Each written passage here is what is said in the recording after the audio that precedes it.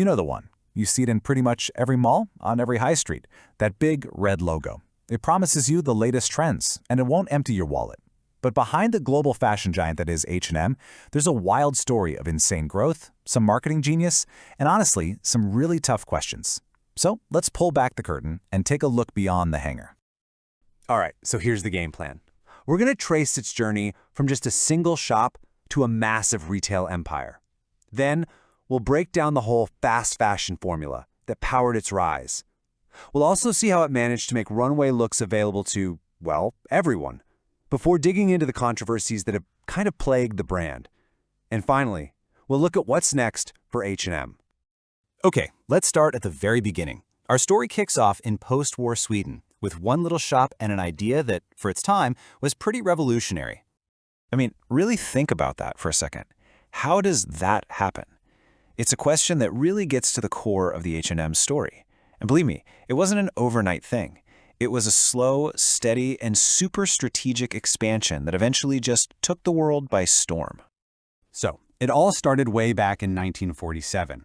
A guy named Erling Persson opens a women's wear shop called Hennes, which just means hers in Swedish. Then, in 1968, a huge move. He buys a hunting store called Moritz Woodforest, adds a menswear line, and boom, Hennes & Mauritz is born. That's the H&M we know. For decades, they grew steadily in Europe, but the year 2000, that was a massive turning point. They opened a flagship store on Fifth Avenue in New York, and then in 2007, they entered the huge Chinese market, which really cemented their place as a global player. And the result of all that expansion is, well, it's just staggering. From that one small shop in Sweden to over 4,000 stores in almost 80 countries. That's just not a company. That's the definition of a retail empire. But that unbelievable growth wasn't just about opening more and more stores. No, it was fueled by a business model that completely flipped the fashion industry on its head. At the heart of it all is this idea we hear all the time: fast fashion.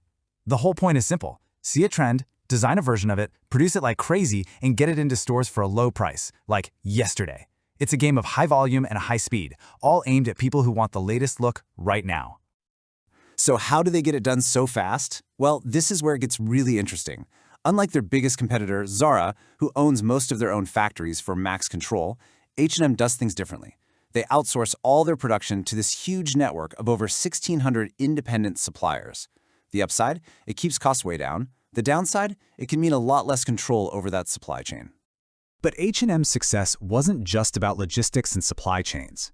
They had this absolutely brilliant marketing strategy that created a genuine cultural phenomenon and totally changed how we think about high fashion. It all kicked off in 2004 with something nobody saw coming, a collaboration with Karl Lagerfeld. We're talking the guy from Chanel. The collection sold out in minutes. It was nuts. This started a whole series of iconic, hype-fueled collabs with brands like Versace and Balmain, creating these massive lines outside stores and a total frenzy for designer fashion you could actually afford. And this quote from their creative advisor, Anne-Sophie Johansson, just sums up the whole philosophy perfectly. The goal was to make high-end design accessible, to basically say, hey, great style shouldn't just be for the super rich. But, and you knew there was a but coming, this model of making tons and tons of clothing at super low prices, it has a dark side. And over the years, H&M has faced some really intense scrutiny and some very serious controversies. It forces us to ask a really tough question, right? When a piece of clothing is that cheap, what are the hidden costs? You know, the human and environmental price tags that you don't actually see on the label. A lot of the criticism has been about labor practices. In 2017, these shocking reports came out about children working in supplier factories in Myanmar. They were reportedly earning as little as 13 pence an hour. That's British currency. To put it in perspective, that was about half of the country's legal minimum wage at the time. And unfortunately, that wasn't a one-off thing. H&M has faced this whole pattern of criticism, from horrible working conditions in Cambodia to allegations of forced labor in Uzbekistan's cotton fields. And maybe the most damning, the company rejected a legally binding factory safety plan in Bangladesh right before the tragic Rana Plaza building collapse in 2013. When you add in the huge environmental cost of disposable fashion and boycotts over its stance on Xinjiang cotton, the picture gets really, really complicated. Okay, so with all this pressure from all sides, how is a giant like H&M supposed to respond? What does the next chapter even look like for the brand?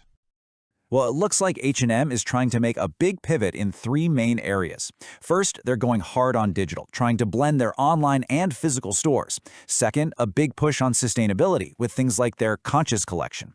And third, they're moving towards this idea of circularity, basically keeping clothes from ending up in a landfill. That includes buying a resale platform and even selling pre-loved clothes. Which, of course, leaves us with the biggest, most complicated question of all. H&M is definitely trying to adapt, but its core business is still built on selling an enormous amount of cheap clothing. So can a company whose entire model is based on fast ever really slow down enough to be truly sustainable?